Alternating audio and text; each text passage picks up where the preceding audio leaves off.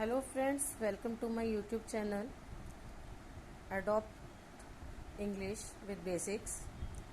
आज का हमारा टॉपिक है फ्रेज, जिसे हिंदी में हम सब वाक्यांश बोलते हैं। पिछले एपिसोड में मैंने आपको बताया था कि जब हम कोई भी सेंटेंस बनाते हैं, when we are going to make the sentence, that sentence is having the two parts, that is subject and predicate. Fine, subject and predicate. उस सब्जेक्ट के साथ में, मतलब जब हम सेंटेंस बनाते हैं तो उसमें एक वाक्य के अंदर एक उपवाक्य होता है और एक वाक्यांश होता है। वाक्यांश, उसका जो बचा हुआ हिस्सा होता है उसे वाक्यांश कहते हैं। और वाक्यांश क्या होता है इंग्लिश में? What we use to call it phrase. The phrase is known as a group of words which make sense but not give its complete sense. That is known as phrase. It is part of any sentence and clause, that is उपवाक्य। जैसे कि मैंने अभी थोड़ी देर पहले बोला कि किसी भी वाक्य के अंदर उपवाक्य होता है और वाक्यांश होता है, ठीक है।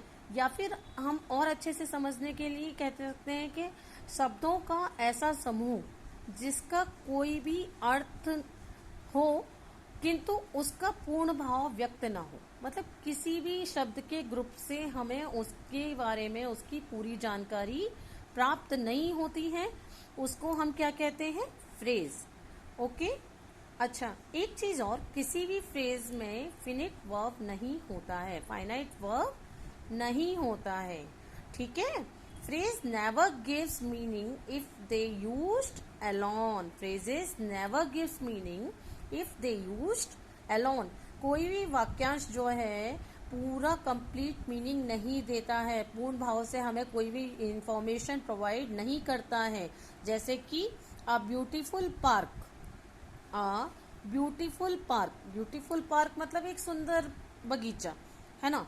हम कह सकते हैं एक सुंदर बगीचा, पर वो सुंदर बगीचा कहाँ पे है, कौन से पेड़ पौधे लगे हुए हैं, किस जगह पे है, उसको हम कैसे व्यक्त कर सकते हैं? कोई भी उसको हम इंफॉर्मेशन प्रोवाइड नहीं कर सकते हैं, कि उसको सेंटेंस के अंदर हमारे पास कोई भी इंफॉर्मेशन हमें नहीं प्राप्त हो रही है।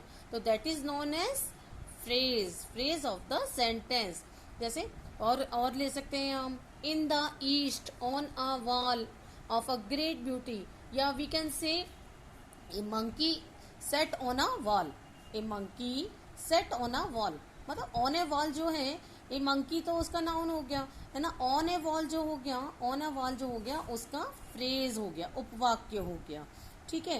ऑन अ वॉल कौन सी वॉल पे बैठा हुआ है, कहाँ पे बैठा हुआ है, क्या है, तो वो कंप्लीट सेंस नहीं दे रहा है, तो that is called as phrase.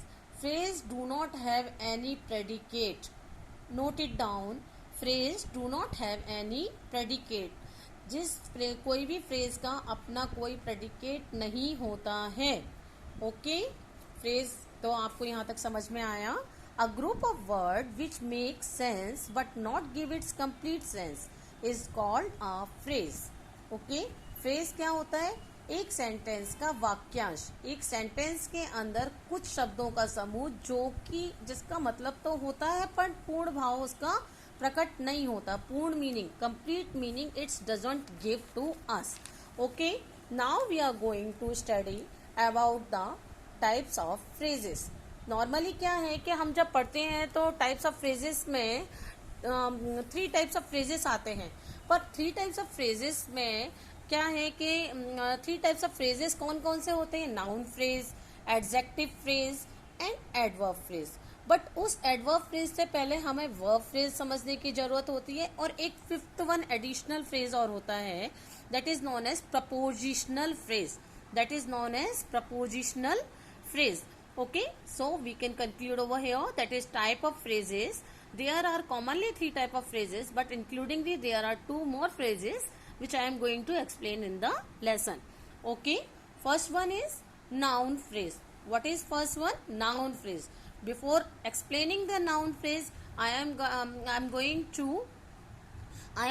to explain again the chapter, that is the phrase. What is phrase? phrase is a group of words which make sense but not give its complete sense is known as phrase. शब्दों का ऐसा समूह जिसका कुछ अर्थ नहीं निकलता, कुछ अर्थ होता है पर उसका पूर्ण भाव नहीं निकलता. ठीक है. Now we are going to explain about the types of phrase. The first type of the phrase is noun phrase. The first type of phrase is noun phrase. Okay, noun phrase वो phrase होते हैं, ये वो वाक्यांश होते हैं जो संज्ञा की तरीके से कार्य करते हैं, जो हमें नाउन की इंफॉर्मेशन प्रोवाइड करते हैं. The phrases which gives us information about the noun, जो वाक्यांश संज्ञा की तरह कार्य करते हैं, जो act which phrase act just like a noun is known as noun phrase.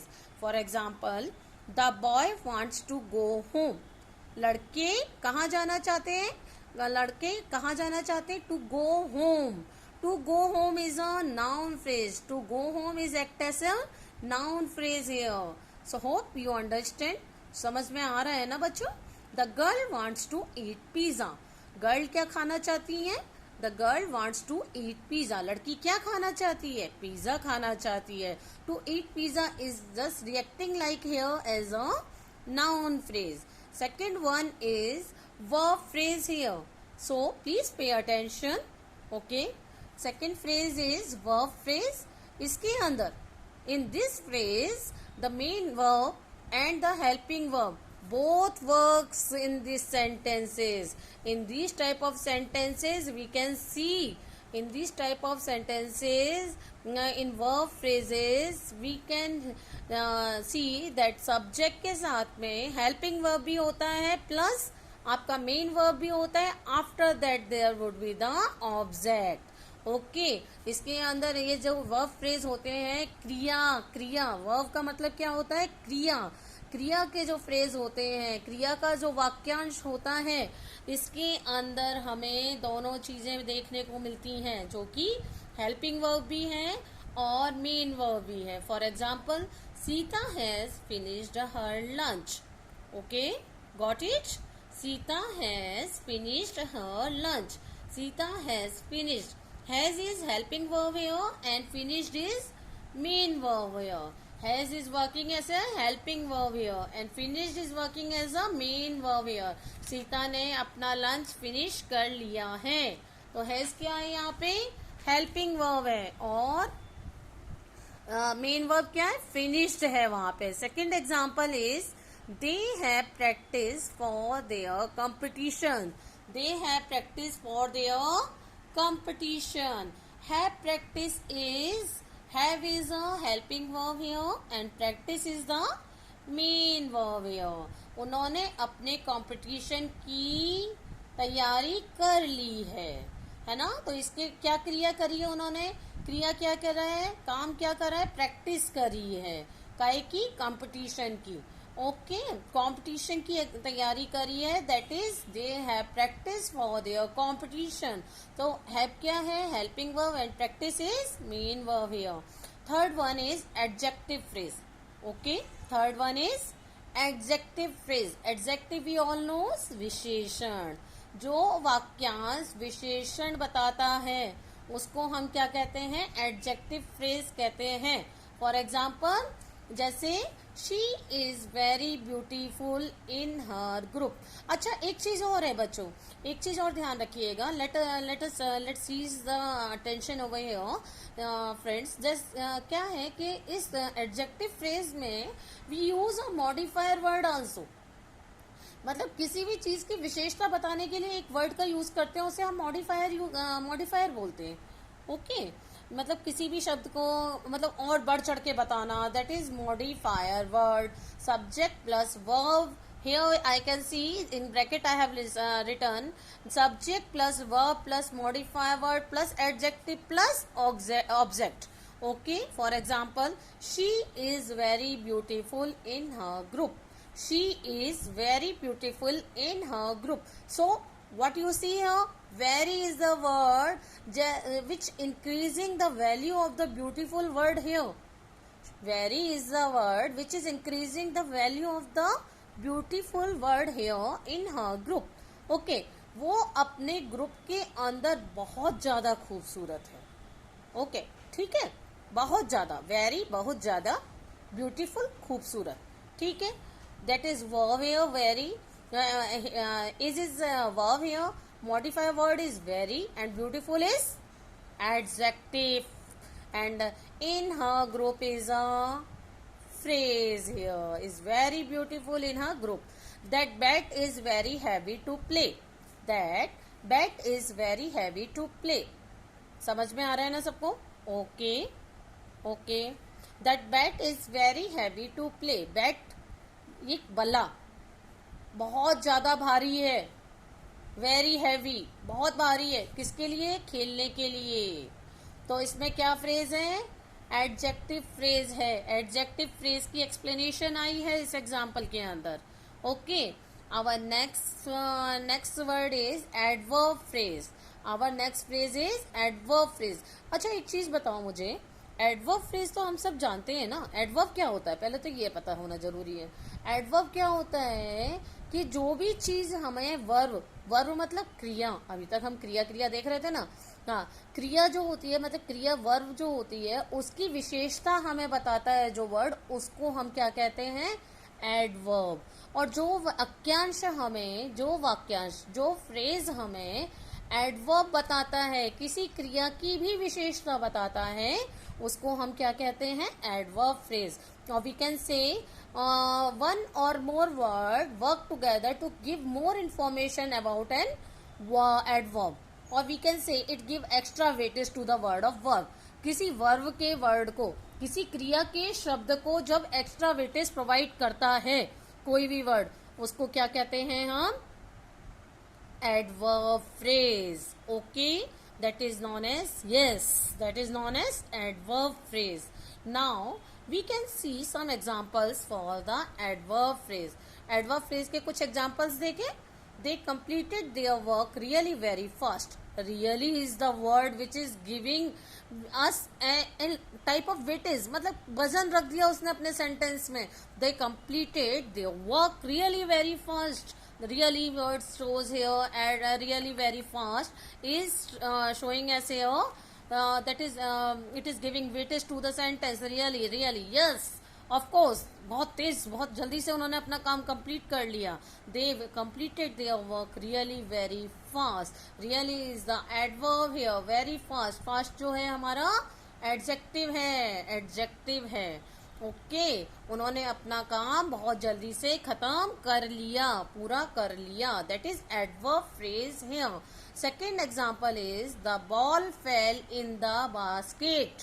The ball fell in the basket. जो बॉल थी कहाँ गिर गई? बास्केट के अंदर। In the basket is the adverb phrase here. Okay, last one, next example is they are eating very slow. वो बहुत धीरे खा रहे हैं यार, इतना धीरे खाएंगे तो कैसे काम चलेगा, है ना? पर ज्यादा जल्दी जल्दी भी नहीं खाना चाहिए, हमें च्युइंग कर करके खाना चाहिए आराम से, slowly, but not that much slowly जितना कि ये खा रहे हैं। They are eating very slow. Okay, तो very slow is the, very slow, slow तो क्या है उनका? क्वालिटी हो गई, एडजेक्टिव हो गई, है ना? क्वालिटी है उनकी धीरे खाना, बट बहुत ज्यादा धीरे खाना, मतलब क्रिया की भी उन्होंने धीरे, उन्होंने एडवर्ब बता दिया उसको, क्रिया की भी विशेषता बता दी, धीरे खा रहे हैं और पर बहुत ज्यादा धीरे खा रहे हैं। Very slow is the adverb phrase here. Okay, शायद समझ में आया होगा, hope. Okay, thank you. He drank the mango juice. He drank the mango juice much quicker. पानी पीता है बड़े धीरे धीरे भाई, सब लोग काम करते हैं बड़े स्लोली स्लोली, बट बट उसने क्या? Drank mango juice much quicker. कुछ बच्चे होते हैं ना जिन्हें मैंगो जूस बहुत पसंद होता है पर दूध पसंद नहीं होता है, they do not want to drink milk, है ना, but they want to drank the mango juice. He drank the mango juice much quicker. उसने अपना मैंगो जूस बहुत जल्दी से फिनिश अप कर लिया। Much quicker is the adverb phrase. Quicker क्या है? एडजेक्टिव है, और मच क्या है? एडवर्ब शो कर रहा है यहाँ पे। ओके, एडजेक्टिव की भी क्वालिटी बता रहा है, मच क्विकर, है ना? क्विक तो उसने एडजेक्टिव कर ही लिया। एडजेक्टिव क्या है? विशेषता क्या है? क्विक पी लिया। पर मच क्विकर पी लिया, जल्दी से भी जल्दी पी लिया, that is known as adverb phrase. Hope you understand the adverb phrase. Now we are continuing for our prepositional phrase. That is the fifth part of our phrase. Prepositional phrase. Prepositional, अच्छा prepositions क्या होते हैं? In, on, with, ये सब prepositions होते हैं. Okay अच्छा, prepositional phrase क्या होते हैं? एक और एक से ज्यादा शब्द जो प्रपोजिशन की इंफॉर्मेशन या जानकारी देते हैं वे प्रपोजिशनल फ्रेज होते हैं. The words which give us information about the prepositions are called prepositional phrase. Okay, for example, they are sitting on the chair. मतलब क्या होता है? ये किस किस चीज के बारे में बताते हैं? किसी के लोकेशन के बारे में बताते हैं, किसी की टाइमिंग के बारे में बताते हैं, किसी की कंडीशन के बारे में बताते हैं. That are known as preposition. Actually they are sitting on the chair. काय के ऊपर बैठा है? किस चीज के ऊपर बैठा है वो? On the chair. On is the preposition here. The chair, on the chair is a prepositional phrase here. You can see very well they are sitting on the chair. Yeah, I can say I am sitting on the chair. तो मैं कहाँ बैठी हुई हूँ? मैं कहाँ बैठी हुई हूँ? On the chair. The teacher is sitting on the chair, है ना? ऑन द चेयर के ऊपर बैठना. Preposition is here. The preposition is here is on. And the phrase is, वाक्यांश क्या बचा हमारा? सेंटेंस के आगे का हिस्सा क्या बचा? They are sitting give us a complete sense, but on the chair is only the part of the sentence which is that is known as वाक्यांश. प्रपोजिशन. ओके, एक चीज और याद रखना बच्चों हमेशा कि जो हमारे फ्रेजेस होते हैं ना, उसमें कभी प्रेडिकेट नहीं होता है. उसमें कभी प्रेडिकेट नहीं होता है. Okay, for the next example, for the that prepositional, the monkey sat on a wall. The monkey sat on a wall. Okay, on a wall means on is preposition here. On a wall sentence वाक्य जो हमें दे रहा है, वाक्यांश जो हमें provide कर रहा है information. on a wall, that is known as yes, prepositional phrase. Exactly right. So now last one is I am with you. I am with you. With you, with is a preposition. With you is a sentence part, है ना? That is known as prepositional phrase. Now, at last, in conclusion, we can say that the phrase वाक्यांश जो होता है हमें एक complete sense नहीं देता है. Hope I have give you the complete information about the phrase. And if there is any issue or any problem, please comment me on my comment box. And please, if you like my channel and my way of explaining, please subscribe my channel and give me the okay. Thank you. Bye bye.